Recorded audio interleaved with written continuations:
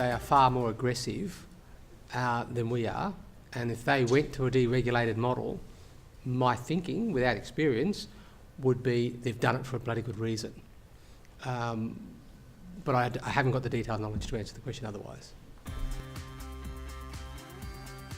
What is clear from the processing tomato industry is that the number of farmers has reduced significantly, and as a result, it's been a positive, obviously, and a negative. The positive out of it has come that there is much greater cohesion in the way that they operate. There is really only the one large processor, Kagome. There are two other processors, but really it's driven by one processor. They're looking at some significant innovation, cooperation between the processor and the growers, and the processor is getting involved, more heavily involved, in actually producing the raw material. So the Australian industry now is at a point where it can competitively compete with overseas markets, despite the fact that we have the disadvantages of competing against countries that have got much lower employment, cost of production. We've been able to do it competitively. That innovation doesn't have to be a huge jump, it can be incremental. And so when I think about that, and I think about industries thinking that they've got secrets from each other, it just seems bizarre that if the way you change is actually about incremental innovation and you're stuck thinking that my next door neighbour doesn't know what I'm doing, you're living in a fool's paradise. If you can actually see an opportunity, and often a small grower can't do it on his own, but if you can get over the hurdle of working together. I mean, farmers, I think by definition, are independent natured. I mean, that's the whole reason people get into farming. They want to go do something on their own somewhere. So you're almost driving against that philosophical bent of a farmer to do something on his own. But I think for a lot of the reasons that have been outlined today, I think it's much more difficult to do things on your own, and you actually do better working together. We've had, I suppose, in our business, a few different experiences. I work together with two brothers, which is but that's been a good experience in terms of actually learning how to work together. I've been part of a business that's managed horticultural enterprises but worked with other service providers together to deliver a result for an investor group, and that's been a collaborative operation as well. And then I've also worked together with a group of growers to form a packing business, which was a difficult exercise. We're still chewing through that. There's a few members here today, actually, of that group. But that's been a great experience just to work with a bunch of guys with a common goal. And I guess we started that with a view to exploiting an opportunity that we thought we could do better with a group of players. So I think it can be done, but I think opportunity is a key driver in group. There's certainly that internal benchmarking thing. Between states we can really get our cases, if you like, optimised and really strong, but then present internationally as a common group. Is that your view? Collaboration is the hardest thing you can do. And because what it means is that each partner has to be sort of vulnerable to share secrets with somebody who was potentially their competitor 5 minutes ago. And so you just can't say, let's collaborate and have a beer and off we do. It is seriously, seriously the hardest thing to do. And the best way, as you've said, the best way is to have a common goal. And the common goal is export. Because when you go and fight pears and apples in Coles and Woolies over who's selling woo, what, wherever, then you can fight each other, etc. But when you're sitting in Hong Kong and you've got unlimited demand and they can take everything that you can produce, you can work together and collaborate, but you still have to overcome this huge vulnerability. But again, I was in Hong Kong, we went into a supermarket with the buyer, etc. There was oranges from Queensland from 3 growers, and they had 3 different labels on them from the growers, and they didn't say Australian oranges. Nobody knows what Queensland is. And where's Queensland? And the buyer's saying he could sell as many oranges as he could get. But Russell? why are they still competing against each other and not talking to each other? They're freighting their oranges up separately. Yeah. And they're sitting God. So if you have a common goal, export, huge market, then you still have to collaborate. Russell, do you think you can use some of the skills you talked about there and some of the approaches to build collaborative skills? I see that successful organisations where we've done things and we've pulled people together are driven by, I guess, motivation. They're motivated, so there's a common trigger that's kicked them off, whether it's an opportunity or moving away from pain or something. It's about having that common goal and that common vision, as Alan just said. And it's also about having a plan, an effective plan for how they're going to execute and how we're going to do it. And everybody agreeing what that plan is and moving ahead. Without those three components, you really struggle. You've also got to have think about organisational capability. Do we actually have the capability to pull this off? And if not, how do we go and get that capability to make sure we can do it? But that's sort of part of the planning process. But unless you have that, unless there's a strong motivation, strong vision for where we're heading, and then a really good plan, I think your chance of success is pretty slim. You know, there's a tension there between completely sharing ideas and our intellectual property rules. You know, plant variety rights, for example, where companies are saying, you know, we put a lot of money into generating this new variety. We want return on our investment. We would like to see our plant variety rights looked after. I mean, do you have a perspective on that? Are these things reasonably in tension?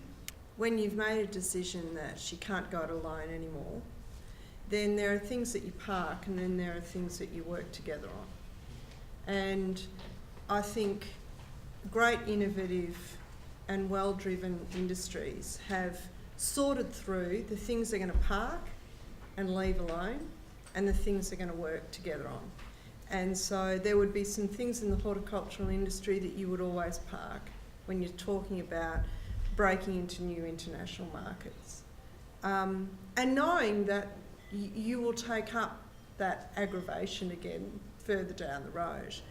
But I think that's part of the key, is to acknowledge that there are things that generationally we haven't agreed upon, but there are issues that we actually have to agree upon for our future. To be successful in any agriculture or any industry, we'll have individuals who are successful farmers. They'll have a niche market. They'll do it right.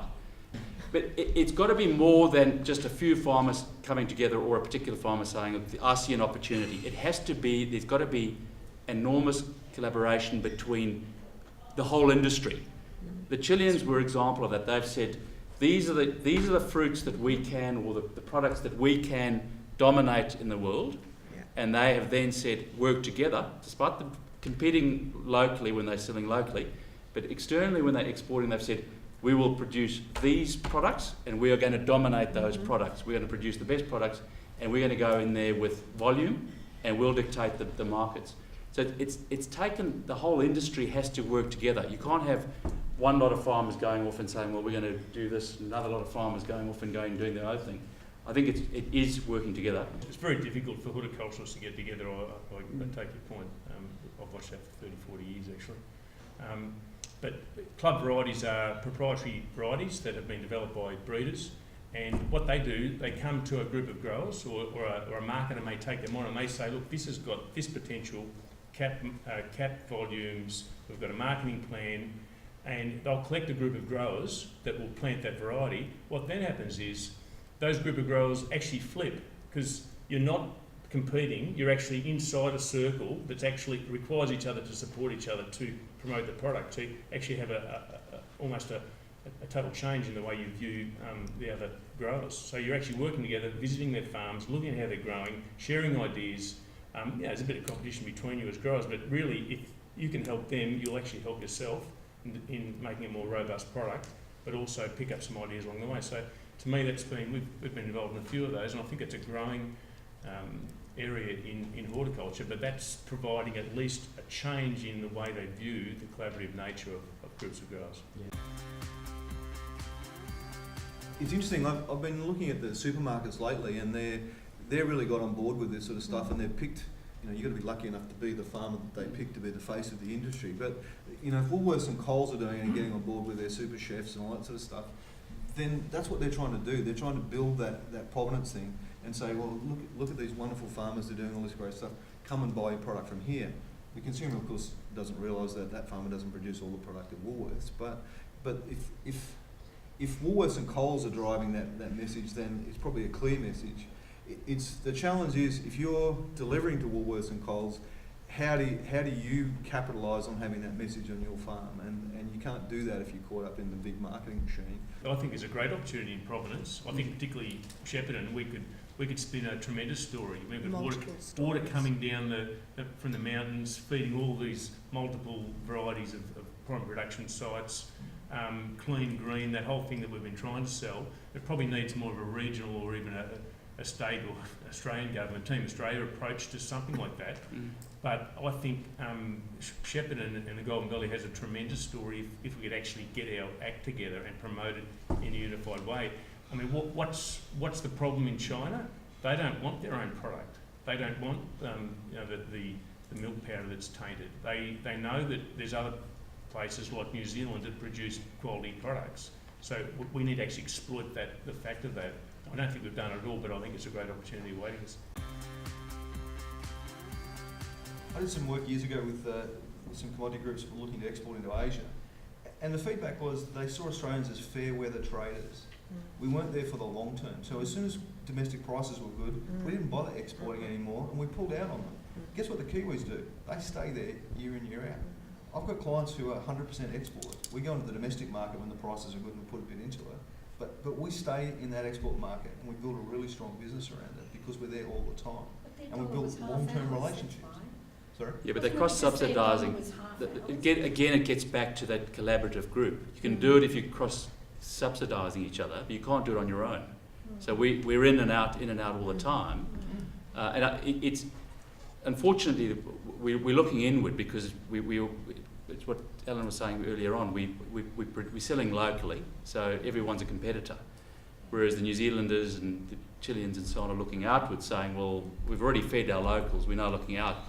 I think what probably the key to that would be identifying a pathway that's sustainable and rewards on a consistent basis, because that's actually what's hamstrung the fact that the export thing is because domestic pricing has been better and our volumes aren't that great, and that's throttled the export. It's also throttled the development of volume because you're actually looking at that. So actually the Australian market's about right, and we haven't been able to export so well. So it's actually had two effects. It's throttled that a robust relationship with importers, but it's also throttled the capacity of the Australian growers to actually ramp up their operations to feed that supplies. But I think the key is actually identifying here's actually a pathway, and I think it's a provenance thing because we haven't got competitive labour rates. We've got a lot of other issues against us. So it's identifying what can we do. We can do the provenance thing. Absolutely. And it's actually identifying a pathway that gets us and our provenance brand, whether it's a Team Australia brand or a Team GV brand or whatever it is, gets us to that destination in a way that actually is sustainable. And then a grower would say, okay, I can see a sustainable linkage there. I'll plant now because I've got to plant for 5 years, 6 years. I'm not doing a perennial crop.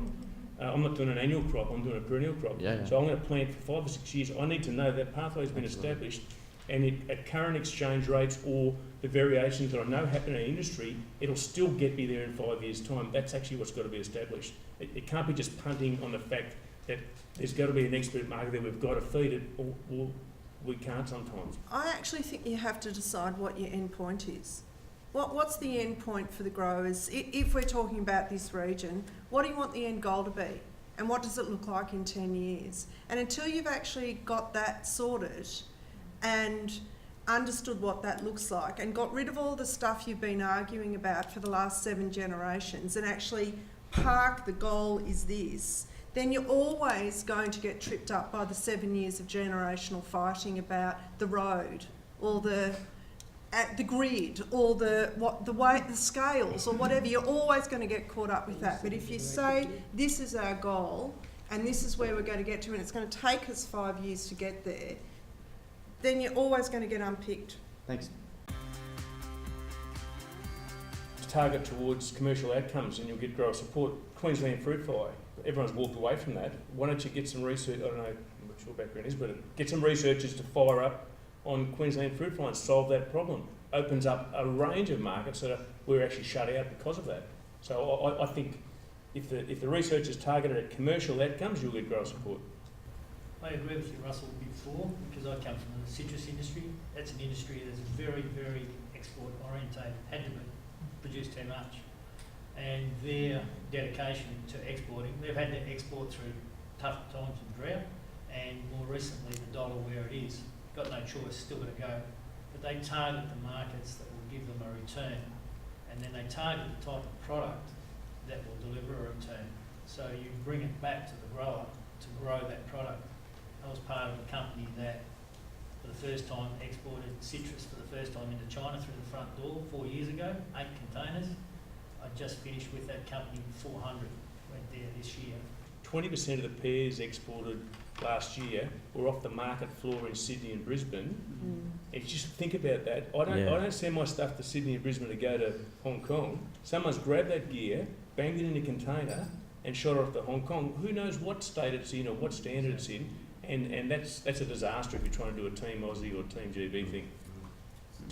So it's a very complex industry, and it's been traditionally based on a family farming concept.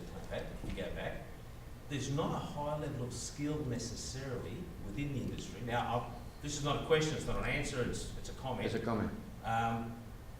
We do need a high level of skill base in our industry. We need a high level of expertise. We need, and it's very difficult in a small farming sense. How do you do that? It's training, but how do we get people to want to do training? How do we get people to provide training? There's a whole number of questions without the answers. But if we're going to survive in the bigger world, and I think there's heaps of opportunity as people are presenting, but this is one of the roadblocks for us, is to get our skill base and the competence of our staff to a point where we can achieve this. 40 years ago, if you came off the farm, people looked at you and you were proud to come off the farm. Now you go down to Melbourne and it frustrates the hell out of me when they talk about rural issues like it's some backyard problem. So it is a matter of us changing the perception of farming. We've got to change that whole attitude that it is a high-tech industry, that it's progressive industry, it's got a fantastic future, and people have got to make money. If they don't make money out of farming, it'll never change. We have to get that 20-30% return, and that has to be imperative. You can get caught up in what's happening in your industry, but there are lots of other primary industries around Australia that have tackled some of the issues that you're talking about, and they've tackled them with good results, they've tackled them with not such good results. But I look at the intensity of the horticulture industry in this my part of the world, and all I can think of is you need to look at the aquaculture industry. Have a look at what they do around retaining staff, getting good people and people that are going to stick, what they've had to jump, the hurdles they've had to jump over, and the training they've had to put in place, not for the young people coming into the industry, but that's crusted on old salty sea dogs who've got no idea about how to treat young people who are moving into the workforce. So I'd encourage those of you who are interested about the longevity of your industries to look beyond the boundaries of your industry and see the other success models, because there are some. At least at one level. I wonder if I could just draw you into a comment, Alan. One of the things that sort of has come up, I think, is a degree of comfort around if we got the Providence story right, we'd be okay for 20 or 30 years. But I picked up from your comments that, you know, what's going to work now may not work in 20 minutes' time. So are you suggesting Providence is one, but we're going to have to keep innovating to stay in front? Completely agree. And I think the most valuable comment today came from this gentleman over here. Tony. Who said, sorry, Tony. I'm not sure we're awarding prizes, but... The words were something like, they grew too many oranges, so they had to export it, and they had to fight the battles and win and lose. Okay? If you're going to export and you grow too much, and then you've committed to export, you will innovate. You will solve the problems. And let me give you a different example to show you how it happened. The biggest player in disposable nappies in this country is Huggies, right? Why are they the biggest? Because they built a factory here and the competitor didn't, and then they had to fill the factory. And then they had to keep innovating to make it work, and they compete against... But because they had to keep this thing going, they had to innovate. My best recommendation here, not being an expert, is just grow too much fruit, guys. Grow too much fruit, and then start really working out how to export it, what to do, etc. Whereas when you just grow enough to sell locally, and you pick and choose, we haven't got enough to export this year, we'll sell it locally, we'll stuff the export market, etc. In New Zealand, they grow 9 times more fruit than they eat. So they've got to export. progressive, particularly in the fruit industry, and I mean, collaboration. Yep. Comes back to what Tony was saying. Why were they successful? They all worked together, and it's probably not happening here because we're so fragmented, because we have growers, we have grower exporters, we have exporters. We talked about, you know, stuff being sold off the floor going to, Going you know, Hong Kong. export Export. markets indirectly. They So, you know, those sorts of things shouldn't happen. So whose responsibility is it, and how do you draw all that together? Thanks, Aaron. Can I add to that? Forget Team Australia. Let's do Team Shepparton. Good. Let's get your act together. Ring up Fial and get them up here because they've got resources. They're doing Providence in Tassie. We're helping them, etc., etc. Start doing stuff. Because the way you innovate is you start doing stuff and then you learn and you change. And where you end up may not be where you thought you would, but just do stuff. Thank you. Peter? Yeah, I'll probably sing from the same song sheet. I mean, I've used this comment from time to time. Fruit growers are a fragmented rabble, and I think if we could only integrate, if we could group together, and that means right down the value chain, it's understanding the market, getting a marketer that's in tune with that, that's actually has a very transparent communication with his grower base, and they work in a collaborative way. I think that to me is a successful model.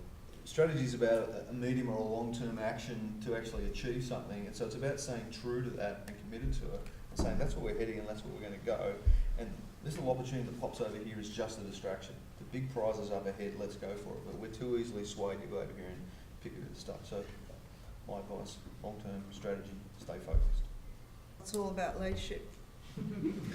It is. It is. It's all about people being willing to step into new spaces and, you know, have a go.